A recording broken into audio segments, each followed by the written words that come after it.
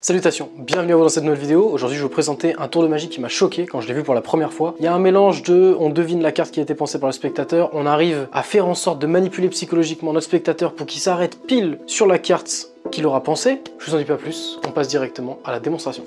Ok, alors du coup pour la démonstration de ce tour de magie, on peut demander à un spectateur de mélanger le jeu comme il le souhaite. Ok, le spectateur mélange le jeu. On va ensuite faire des petits tas. Et on n'a pas forcément besoin du reste du jeu, parce que sinon ça va être un petit peu long si on prend tout le jeu, donc on va juste se contenter de ces petits tas-là. Je vais demander au spectateur de choisir un des tas, celui qu'il veut. Par exemple, admettons qu'il prenne celui-ci, je vais demander de regarder toutes les cartes et d'en choisir une, celle qu'il veut. Donc là, bien évidemment, moi je regarde pas les cartes, je vois pas du tout les cartes qu'il est en train de manipuler, et je peux pas deviner la carte qu'il va penser. Admettons que le spectateur pense, on va choisir l'as, ça va être plus simple, à l'as de trèfle, ok, ici. Donc le spectateur a pensé à l'as de trèfle, bien évidemment, je ne peux pas savoir quelle est la carte qu'il a pensée. Je lui demande de reposer le jeu, de placer les autres et de mélanger le tout. Bon, là je pense qu'on est d'accord pour dire que c'est impossible pour moi de retrouver la carte du spectateur. Déjà il l'a pensé, donc c'est allé dans sa tête, on dit que c'est le spectateur qui mélange. Hein. Et en plus de ça, le jeu est mélangé par-dessus. Maintenant, moi je vais faire mes petits tas. Je vais expliquer au spectateur maintenant que on va essayer, alors c'est pas forcément moi qui vais retrouver sa carte, c'est lui qui va essayer de retrouver sa carte. Il va avoir plusieurs essais, le premier essai, il va passer sa main comme ça et il va essayer de retrouver le paquet où se trouve sa carte. Admettons qu'il s'arrête ici, hop là. Il s'arrête là. Est-ce que vous voyez l'as de trèfle? Non. Bon. Il peut réessayer s'il veut, il le ressent ici. Est-ce qu'on voit l'as de trèfle? Oui. Ok. Donc la carte du spectateur est ici. Il l'a retrouvée. Hop. On va refaire un autre test. On va essayer d'entraîner le spectateur à retrouver sa carte. Ok. Maintenant, encore une fois, je demande au spectateur de passer sa main, d'essayer de deviner où est-ce qu'elle pourrait être, sa carte. Il passe sa main, il choisit par exemple ce paquet-là. Et hop. Ah, tiens, il a retrouvé sa carte. Ok. Donc je lui demande, est-ce que tu as vu ta carte? Il me dit que oui. Ok. Et on continue, on fait un dernier test, on essaye d'entraîner notre spectateur. Ok. Dernier test. Je demande au spectateur de passer sa main. Aléatoirement, il choisit ce paquet-là. Et oh, encore une fois, il a retrouvé sa carte. Bon là, c'est complètement fou. Le spectateur a retrouvé sa carte. Le pouvoir commence à venir. Je vais lui demander maintenant une dernière fois. Cette fois-ci de vraiment essayer de trouver sa carte. C'est-à-dire qu'il n'a aucune idée d'où peut être sa carte. Bien évidemment, hop. On va couper un petit peu le jeu. Et je vais lui demander de placer les cartes comme ça, une par une. Et de s'arrêter où il le veut. Et où il le ressent surtout. Puisqu'on a développé un petit peu un pouvoir chez lui.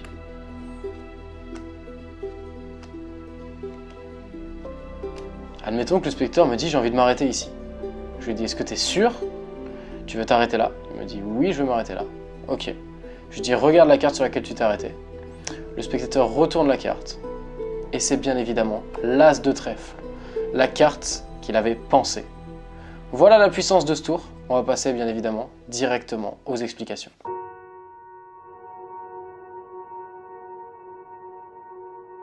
Ok, donc comme d'habitude, avant de passer aux explications, j'ai créé une formation qui est offerte, qui est dédiée à tout le monde. Tout apprenti magicien, même débutant jusqu'à un niveau professionnel, vous allez pouvoir découvrir 3 tours de magie qui sont justement professionnels, qui sont très faciles à faire et qui ont un impact de fou sur le spectateur, des tours qui sont trop bien pour être expliqués sur YouTube. C'est le premier lien en description, je vous invite très fortement à rentrer votre email et vous recevrez cette formation de manière gratuite dans votre boîte mail. C'est gratuit, je le répète encore et encore. Pour les explications de ce tour de magie, vous allez voir que c'est un tour qui est plutôt simple finalement et qui a un impact de fou sur le spectateur, surtout dans certaines conditions, puisqu'il va y avoir une petite part de chance. Vous allez comprendre, ne vous inquiétez pas. Premièrement, je demande au spectateur de mélanger le jeu comme il le veut. Le spectateur mélange le jeu. On aurait pu emprunter le jeu. Ensuite, moi je vais faire 3 paquets comme ça. Donc on fait un triangle et je vais compter les cartes 3 par 3. Donc il va falloir que je pose sur la table 27 cartes. C'est la règle des 27. Hop, 3, 3, 3, 3. Donc en fait, vous faites 3 par 3 et vous faites ça 3 fois. Pas très compliqué. Il faut qu'il y ait 9 cartes dans chacun des paquets. Le reste, vous le mettez de côté. Vous expliquez au spectateur que vous ne prenez pas forcément beaucoup de cartes parce que sinon ça va être long. Mais en fait, c'est juste que ça ne marchera pas si vous prenez plus de cartes que ça. Une fois que les 3 paquets sont faits, vous demandez au spectateur de choisir un des paquets. Ok. Et vous allez, bien évidemment, vous ne regardez pas les cartes qu'il regarde. Donc lui, il est comme ça, il regarde ses cartes. Vous allez lui dire de penser à une des cartes qu'il voit. Donc là, on va dire que le spectateur pense... Allez, on voit un 5 de pique ici, là. Tac. Il pense au 5 de pique. Ok. Donc vous retenez le 5 de pique, je retiens le 5 de pique. Ensuite, je lui dis, tu prends le jeu et tu mélanges. Là, en fait, ce qui est fou, c'est que le spectateur a pensé à une carte et je lui demande maintenant de mélanger toutes les cartes. Donc là, il se dit, mais comment il va pouvoir retrouver ma carte?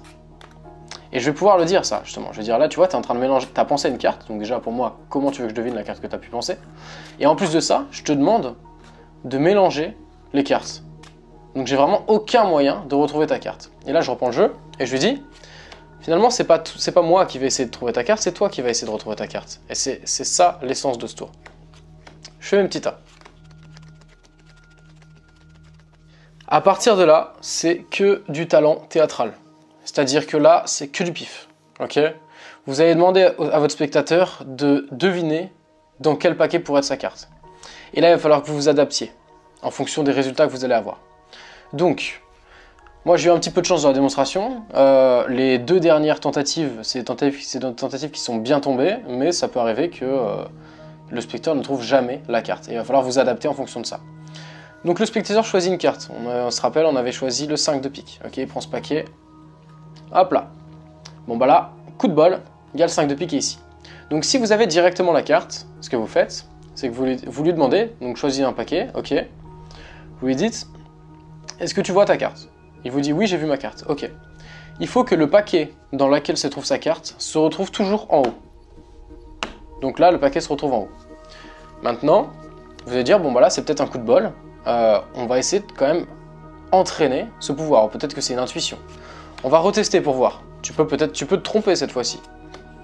Le fait de dire ça, il y a quand même 2 chances sur 3 qu'il se trompe. Ok. Une fois que vos paquets sont faits, vous allez encore lui demander, voilà, maintenant on va essayer de réentraîner ton pouvoir, on va voir si tu es capable de retrouver ta carte. Essaye, c'est pas grave si tu te trompes, il n'y a pas de souci. En fait, il faut vraiment y aller comme ça, en disant c'est pas grave si tu te trompes, comme si c'était lui qui faisait le tour de magie. Donc là, vous lui dites, vas-y, choisis, admettons qu'il prend ce paquet-là. Voilà, donc là on est dans la situation où il n'y a pas la carte. On lui dit, est-ce que tu as vu ta carte? Il dit non. On dit, ah, tu vois, c'était peut-être un coup de bol tout à l'heure. Essaye de ressentir maintenant, donc là il y a une chance sur 2. Hop. Et là il a sa carte. Il dit, ah, tu vois, ça commence peut-être à venir, peut-être que tu commences à la voir. En fait, il faut s'adapter dans la manière de parler en fonction des résultats que vous avez. C'est juste un petit peu de bon sens, hein, ça va pas très loin.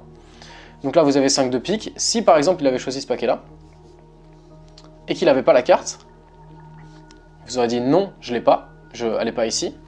Bon bah là on sait automatiquement que la carte, elle est là. Donc, on aurait placé ces 2 paquets-là et on aurait mis celui-ci au-dessus. À chacun des tours, il faut que le paquet qui contient la carte soit au-dessus. C'est la seule règle qu'il y a à savoir. Et c'est franchement très simple. Ensuite, on recontinue. Ok. Maintenant qu'on est bon, on demande une dernière fois au spectateur de choisir un des paquets. Hop, il choisit par exemple celui-ci. Est-ce qu'on voit le 5 de pique? On ne le voit pas. On me dit, ah.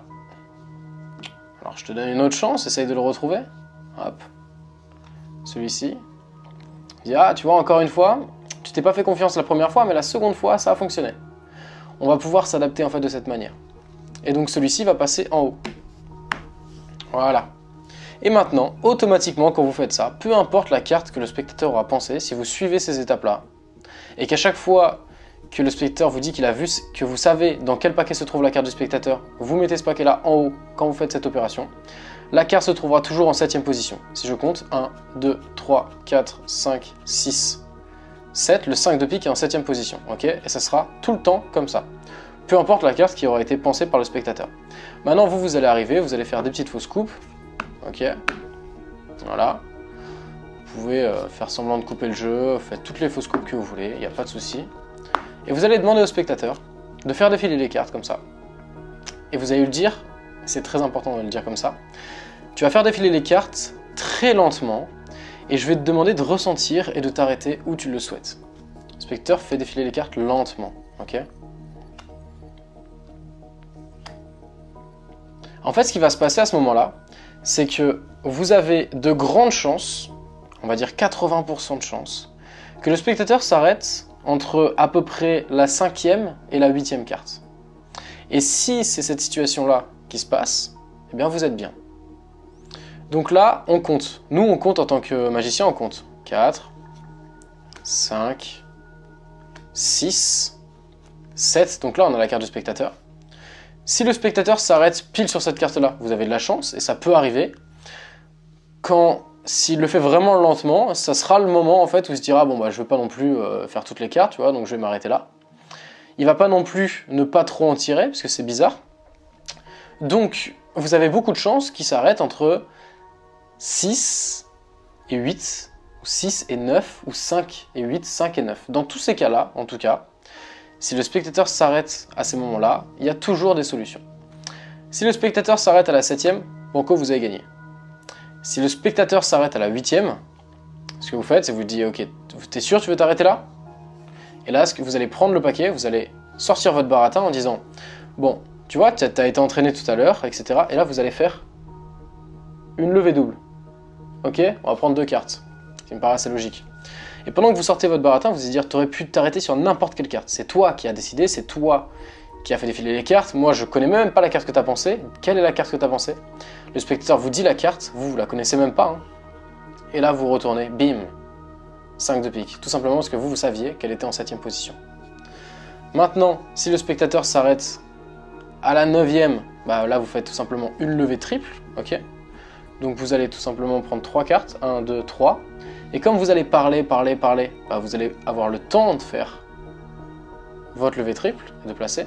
En disant, tu aurais pu t'arrêter sur n'importe quelle carte. Tout à l'heure, bon, tu t'es entraîné, etc. Là, tu aurais pu t'arrêter sur n'importe quelle carte. C'est toi qui as décidé, c'est ton choix. C'est toi qui as mélangé le jeu. Pendant qu'on dit ça, eh bien, on va pouvoir faire notre levée triple. Ok? Si dans le cas où, par exemple, il s'arrête avant, donc on a ces 2 cartes-là, bon, ce qui arrivera très rarement, hein. Admettons que le spectateur s'arrête ici. Ce que vous faites, ou s'il s'arrête ici carrément, donc la carte est là. Il s'arrête là, il s'arrête à la 6e. Vous lui dites, ok, t'es sûr que tu veux t'arrêter là? Là, vous prenez ce paquet-là, et vous lui dites, ok, regarde la carte sur laquelle tu t'es arrêté. Et il va regarder cette carte-là. Bim! Ça tombe sur cette carte. S'il s'arrête encore une fois avant, vous allez dire, est-ce que t'es sûr que tu veux t'arrêter là? Il va dire oui, ok. Vous prenez ce paquet-là, vous lui demandez ce paquet, et là, vous faites la même chose, mais vous faites une levée double, ici. En fait, vous vous adaptez en fonction du choix du spectateur. Comme je vous dis, vous avez de grandes chances que le spectateur s'arrête entre la 6e et la 9e carte. Donc dans ces cas-là, soit vous tombez pile. S'il s'arrête à la 7e carte, c'est la carte du spectateur. S'il s'arrête à la 6e, ça veut dire que ce sera cette carte-là. S'il s'arrête à la 8e, vous avez une levée double à faire. S'il s'arrête à la 9e, une levée triple à faire. Voilà, donc à vous de vous adapter et à vous aussi de bien choisir votre spectateur parce que forcément si vous prenez un spectateur qui est un peu coriace, il va faire exprès d'aller faire défiler toutes les cartes, il va se faire exprès de s'arrêter à la première ou de s'arrêter à la dernière. Donc c'est pas un tour qu'il faut faire au début, c'est un tour qu'il faut faire une fois que vous avez déjà fait des tours et que ça a bien fonctionné avec la personne que vous avez en face de vous. Alors maintenant dans le cas où le spectateur va vraiment chercher beaucoup de cartes, ok, où vous lui dites d'aller très lentement mais que lui il vous écoute pas et qu'il va pas lentement et qu'il compte les cartes comme ça. Donc en fait, vous avez beaucoup plus de chances qu'il s'arrête entre la 6e et la 9e carte si vous lui demandez de compter très lentement. Sinon, s'il compte pas lentement, il peut faire défiler des cartes comme ça. Et là, en fait, admettons que le spectateur fait défiler les cartes. Il dit « Ok, je vais m'arrêter là ». Il s'arrête là, ok. Là, ce que vous allez faire, c'est que vous savez qu'il a compté beaucoup trop de cartes. Vous allez prendre les cartes et pendant que vous lui parlez en disant « Tu aurais pu t'arrêter sur n'importe laquelle des autres cartes ». Et on lui montre les cartes comme ça. Sauf que nous, secrètement, on va compter 7 cartes. Donc là, j'ai 3, là, j'ai 3, là, j'ai 7. Je sais que la carte du spectateur, c'est elle. Ok. Donc ce que je fais, c'est que quand je fais défiler les cartes, je vais marquer cette carte-là et je vais faire un break sous cette carte quand je replace les cartes. Donc là, j'ai un break sous la carte du spectateur. Ce qui me permet, pendant que je lui parle et que je détourne l'attention, de faire un pass. Hop là. Et donc de faire remonter la carte du spectateur sur le dessus du jeu. Si maintenant vous voulez découvrir des tours de magie qui fonctionnent à tous les coups, cette fois-ci, qui sont très impactants et impressionnants sur le spectateur et qui sont très faciles à réaliser. Vous avez par exemple le Magic Pack, 98,8% de taux de satisfaction. C'est plus de 80 tours et techniques de magie, vous allez adorer. C'est un programme que j'ai conçu parce que les tours ont un ratio facilité-efficacité qui est énorme, c'est des pépites. C'est tous mes meilleurs tours que j'ai condensés dans un programme de formation qui est le Magic Pack. Je vous invite à aller y jeter un coup d'œil si vous ne connaissez pas. Et sinon, vous avez la formation offerte dont je vous ai parlé. Le premier lien en description. Quant à moi, je vous dis à très bientôt pour un prochain tour de magie. Salut à vous.